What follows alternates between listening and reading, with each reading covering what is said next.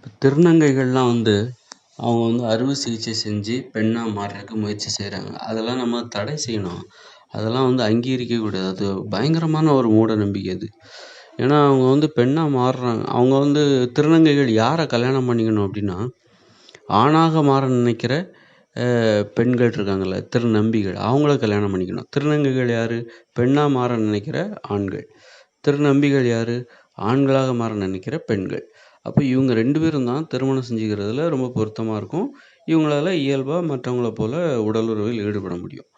ஆனா இவங்க என்ன பண்றாங்கன்னா, பெண்ணா மாறணும் அப்படிங்கிறதுக்கு அந்த விஷயத்த வந்து ரொம்பவும் ஒரு உச்சத்துக்கு போயிடுறாங்க. உச்சகட்டமா அது ரொம்ப உணர்ச்சி வசப்பட்டு ஒரு தவறான முடிவு எடுக்கிறாங்க. ஒரு மூட நம்பிக்கையான ஒரு முடிவு. சரியான முடிவே அது கிடையாது.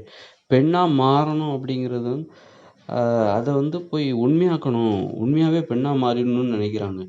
அந்த ஆண் உறுப்பை அறுவை சிகிச்சை மூலம் அகற்றி அதில் அதனால் திருநங்கைகள் அறுவை சிகிச்சை செய்கிறத நிறுத்தணும். திருநங்கைகளுக்கும் திருநம்பிகளுக்கும் இப்போ திருமணம் பண்ணிக்கிட்டாங்கன்னா அவங்க மற்றவங்கள போல இயல்பான உடல் உறவில் ஈடுபடலாம்.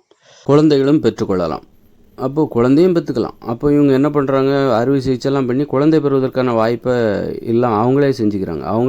அவங்க பண்ணுற அந்த தப்புனால குழந்தை பெறுவதற்கான அந்த வாய்ப்பை அவங்க இழந்துடுறாங்க. அதனால் இழக்கிறாங்களா, அது முடிவு என்னன்னு தெரில. சரி, அதனால் இழந்துடுறாங்கன்னு தான் நினைக்கிறேன். அப்புறம் பெண்கள் என்ன பண்ணுறாங்க, திருநம்பியாக மாற விரும்புகிற ஆண்களாக மாற விரும்புகிற பெண்கள் இருக்காங்களா, அவங்க என்ன பண்ணுறாங்க, மார்பெல்லாம் அறுவை சிகிச்சை பண்ணி எடுத்துடுறாங்க. கொடூரமான அறுவை சிகிச்சை.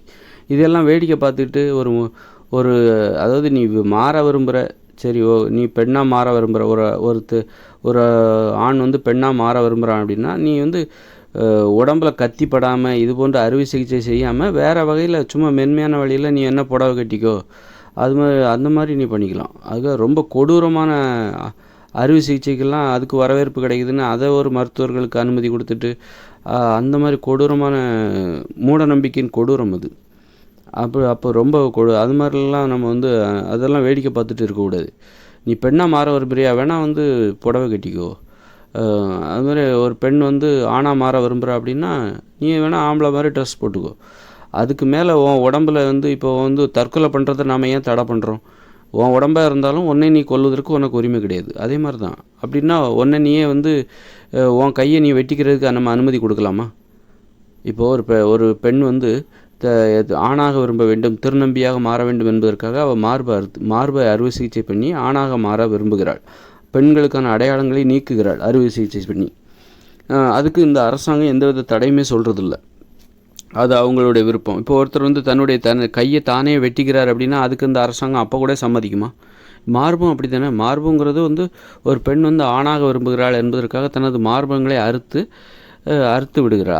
அறுவை சிகிச்சை செய்கிறாள். மார்பே இல்லாத ஒரு மாதிரி தோற்றத்தை ஏற்படுத்துகிறாங்க அப்படின்னா அப்போ அவங்க அப்போது யாராவது விரும்பினா தன்னுடைய கையை வெட்டிக்கலாமா? அப்போவும் இந்த அரசாங்கம் வேடிக்கை பார்த்துட்ருக்குமா? யாராவது விரும்பினா தன்னுடைய காதை அறுத்துக்கலாமா? விரும்பினா தனது காலை வெட்டிக்கலாமா? அவங்க விருப்பப்பட்டால் காலை வெட்டிக்கலாமா? அப்போவும் இந்த அரசாங்கம் வேடிக்கை பார்க்குமா?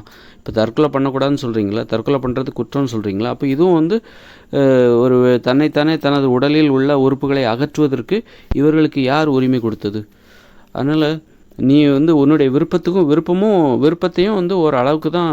உனது விருப்பத்தை நீ பெண்ணாக மாறன்னு நினைக்கிறியா, நீ வேணால் புடவை கட்டிக்கோ, வேணால் பெண்களைப் போல் உடை அணிந்து கொள், அலங்காரம் செய்து கொள். ஆனால் உனக்கு அறுவை சிகிச்சை செய்வதற்கெல்லாம் அறுவை சிகிச்சை செஞ்சு அந்த ஆண் உறுப்பை அகற்றுவது, இது போன்ற கொடூரங்களை கூட வேடிக்கை பார்த்துட்ருக்கக்கூடாது. அவங்க அறியாமையில் அந்த தவறு பண்ணுறாங்க. அதுக்கெல்லாம் நீ அனுமதி கொடுக்கக்கூடாது. அதனால் அதுபோல் தான் ஒரு பெண்ணு மார்பங்களை அறுத்து அகற்றுவது, இதெல்லாம் ஒரு கொடூரத்தின் ஒரு உச்சக்கட்ட ஒரு மூட நம்பிக்கை தான். அதனால் இதெல்லாம் வேடிக்கையெல்லாம் பார்க்கக்கூடாது. அவங்க அறியாமையில் செய்கிறாங்க. அப்படிங்கும்போது அதை தடுத்து அவங்களுக்கு அது போன்ற வழக்கங்கள் அவங்களுக்குள்ள ஒரு மூட நம்பிக்கையாக தொடர்ந்து வழியாக கடத்தப்படுவது, அவங்களுக்கு விருப்பமே இல்லைனாலும் மற்றவங்க அவங்களுக்கு ஒரு மூளை செலவு செய்து அது போன்ற ஆசைகளை உற்பத்தி பண்ணி அவங்க அது மாதிரி செயல்கள் செய்கிறாங்க. அதெல்லாம் வேடிக்கை பார்க்கக்கூடாது. அது நீ பெண்ணாக மாறணும்னு நினைக்கிறியா, நீ அதற்கான ஒப்பனைகள் செய்து கொள், நீ புடவை அணிந்து கொள், அது வேணால் பண்ணிக்கோ. அதை நீ மென்மையான வழியில் உன்னுடைய விருப்பத்தை நீ சாதித்துக்கோ. அது மாதிரி கொடூரமான செயல்களில் அறுவை சிகிச்சைலாம் செய்யக்கூடாது. அது மாதிரி இப்போ பெண்களும் ஆண்களாக மாறணுமா, நீ ஆண்களைப் போல் உடை அணிந்து கொள், முடியெல்லாம் கட் பண்ணிக்கோ, ஆண்களைப் போல் நீ நடந்துக்கோ. ஆனால் அதுக்காக மார்பங்களை அறுப்பதற்கு உனக்கு யார் உரிமை கொடுத்தது?